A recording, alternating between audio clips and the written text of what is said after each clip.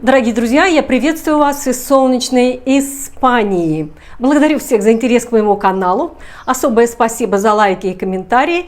И отдельное спасибо моим постоянным зрителям за поддержку. Спасибо, друзья! Хочу обратиться к зрителям, которые хотят возразить автору. Так как мои видео основаны на публикациях в прессе, в основном в финской прессе, и на статистических данных, то выкрики типа «автор дура», «кремлебот», «все придумала», «все не так» не принимаются. Аргументируйте свои возражения статистикой или данными научных, не ваших, научных исследований. Договорились? А сегодня у нас новостной калейдоскоп, финская нарезка. Проходите, присаживайтесь, устраивайтесь поудобней. Не успели портреты Асада вынести из его дворца, как в связи с изменениями ситуации в Сирии миграционная служба в Финляндии приостановила вынесение решений по заявлениям сирийцев о предоставлении убежища в Финляндии. Об этом сообщил руководитель отдела международной защиты ведомства Анти Лехтинен. Ведомство продолжает принимать заявления на убежище от сирийцев, но не выносит по ним решений. В настоящее время ведомство анализирует ситуацию в Сирии, и решения начнут приниматься вновь, как только это станет возможным, говорит Лехтинен. Также Швеция, Норвегия, Дания, Германия и Австрия в понедельник приостановили вынесение решений по заявлениям сирийцев о предоставлении убежища. В небольшом финском городке Kokkola произошло настоящее рождественское чудо. Производитель одежды, фирма Paapi Design, получила неожиданный звонок от анонимного благотворителя или благотворительности, из текста непонятно, который хотел подарить радость малообеспеченным семьям по всей Финляндии. Человек, пожелавший остаться неизвестным, пожертвовал целых 50 тысяч евро на покупку детской одежды. Около 1100 вещей из органического хлопка были отправлены нуждающимся через благотворительную организацию Hope. Когда сотрудники Paapi Design услышали об этом, они не могли сдержать слез. Пресс-релиз компании описывает, как сильно их тронул этот жест. Благотворитель поделился, что мотивировало его на такой поступок. Он вырос в послевоенные годы, когда жизнь была аскетичной. Не было фруктов, шоколада, готовой одежды, не было даже тканей. Однако один рождественский вечер запомнился ему на всю жизнь. Его мать раздобыла где-то ткань и сшила ночные рубашки и пижамы, в которых дети с радостью встретили Рождество.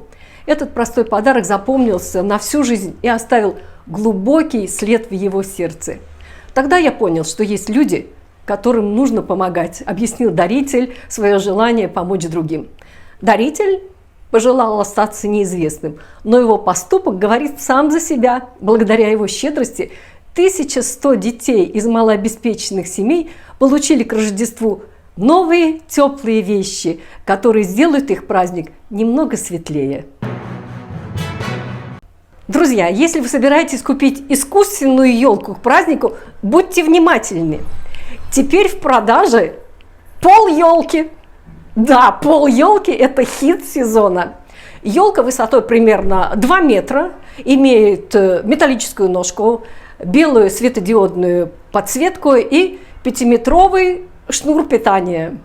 Одна сторона елки плоская, и ее можно поставить впритык к стене, сэкономив пространство комнаты. Особенно оценили новинку жители Хельсинки, живущие теснее жителей сельских районов.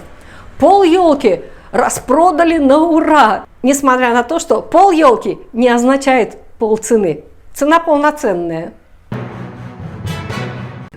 Центральная библиотека Оodi в Хельсинки настолько полюбилась жителям, что концепцию библиотеки как культурного центра решили распространить в другие районы города. Планируется создание подобных культурных центров в 4 районах со слабым социоэкономическим положением. Работа направлена на предотвращение сегрегации. Директор по культуре Хельсинки Мери Мяннистö считает, что сегрегацию можно предотвратить, если у людей будет возможность участвовать и влиять на дела своего района проживания.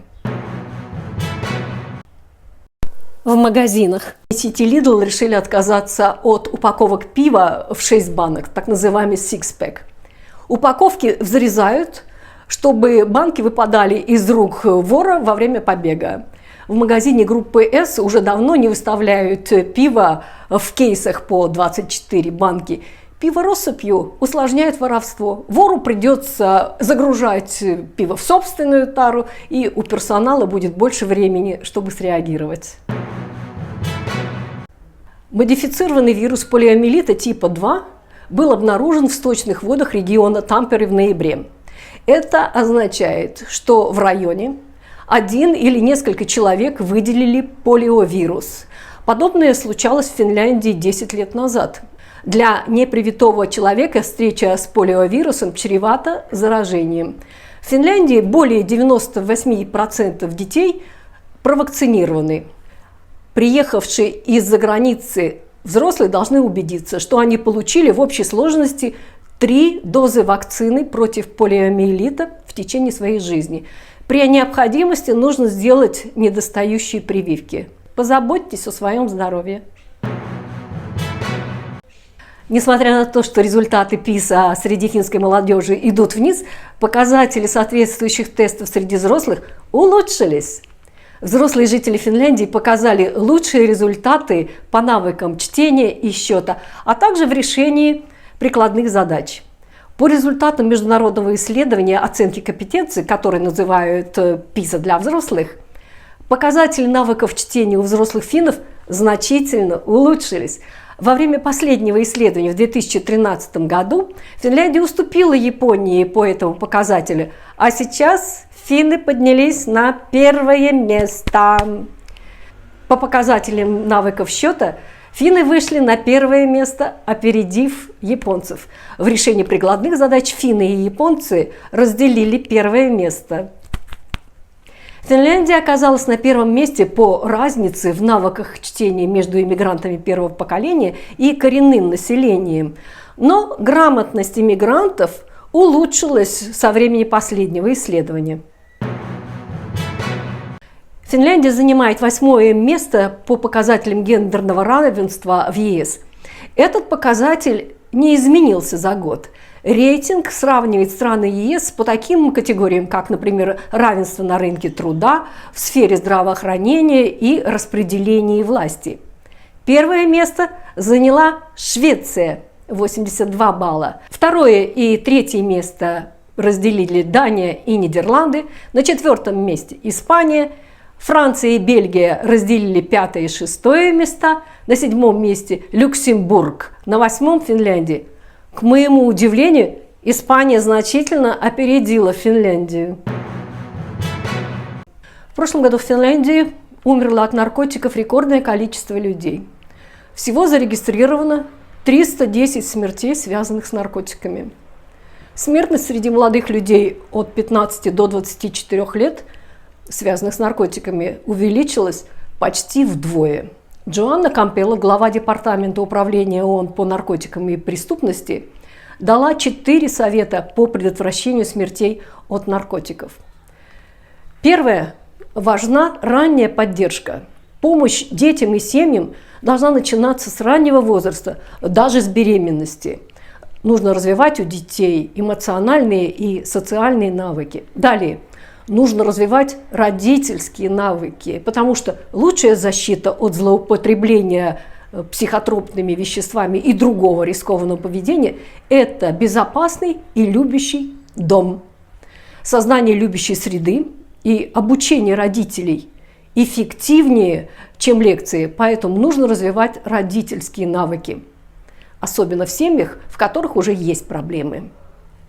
Среди прочего, родителей нужно учить управлять собственными эмоциями, стрессом, искоренять агрессивное поведение, проявлять привязанность и устанавливать границы. Далее. Профилактическая работа. Она должна продолжаться в школах и на рабочих местах. И, наконец, нужно использовать только эффективные научно обоснованные программы, основанные на научных исследованиях ООН и ВОЗ. Но в Финляндии все упирается в ресурсы. Сокращается обязательно профилактическая работа по борьбе с наркотиками. Рекордно большие сокращения количества долгосрочных курсов лечения наркозависимости в государственном здравоохранении неизбежно скажутся на борьбе с злоупотреблением запрещенными веществами. Продолжается реформа в медицине. Парламентский комитет по вопросам соцздрава поддержал законопроект о сокращении числа больниц. Круглосуточные дежурные отделения планируется закрыть в городах Сало, Кеми, Оулайнен и Савонлинна. Отделения первой неотложной помощи прекратят свои существования в Иисалме, Варкаус, Ямса и Раахе. Петиция против реформы уже собрала 20 тысяч подписей. Граждане Финляндии, мы еще успеем подписаться. Все подписываем петицию. Перед тем, как проститься, расскажу о предпраздничных напутствиях испанской полиции. Так как на Рождество многие жители Испании уезжают на каникулы, нужно быть бдительным. Если вы заметите на двери вот такие силиконовые паутинки, то это значит, что преступники наблюдают за вашей квартирой.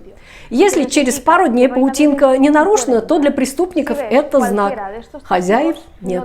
Квартиру могут либо обворовать, либо, что более вероятно, ее захватят окупасы, то есть нежеланные жильцы, которых придется выселять через суд. А на этом, дорогие друзья, я с вами прощаюсь. Благодарю за внимание и до новых встреч.